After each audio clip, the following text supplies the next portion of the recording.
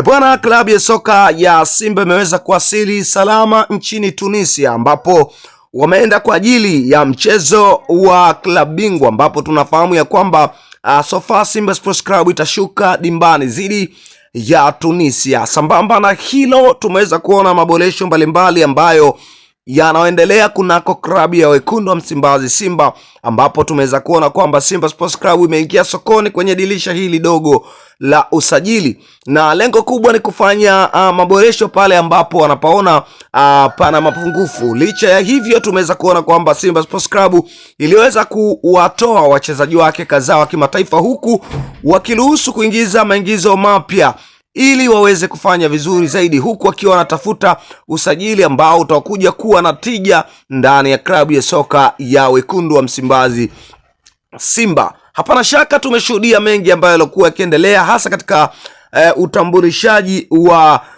vyuma vipya ndani ya klabu ya soka ya Simba. Hata hivyo, licha ya Simba kutambulisha wachezaji kadhaa, bado inaendelea na sajili mbalimbali, huku kwa mujibu wa taarifa zinasema ya kwamba Simba Sports Club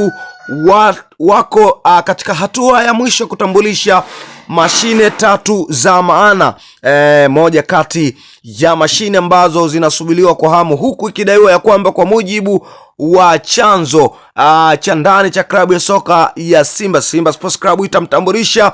striker mpya mlisi wa Mkwara, ambaye moja kati ya striker ambaye aliwahi kuwa kunako klabu ya soka ya Simba na kuuzwa kunako klabu ya Al Nassr, huku Simba Sports Club ikiwa inatafuta kiungo mwingine ambaye atakuja kuongeza nguvu na kasi ndani ya klabu ya soka ya Simba, huku kwa mujibu wa taarifa Simba Sports Club ikiwa inatafuta moja kati ya wachezaji ambao watakuja kuingia moja kwa moja katika kikosi cha wekundu wa Msimbazi Simba. Lakini ingizo la tatu ni kuhusiana na ingizo la Neo Maema, ambapo Simba sofa wanahitaji kuachana na nyota huyo ili kusajili kiungo namba 10 asilia ambaye atakuja kufanya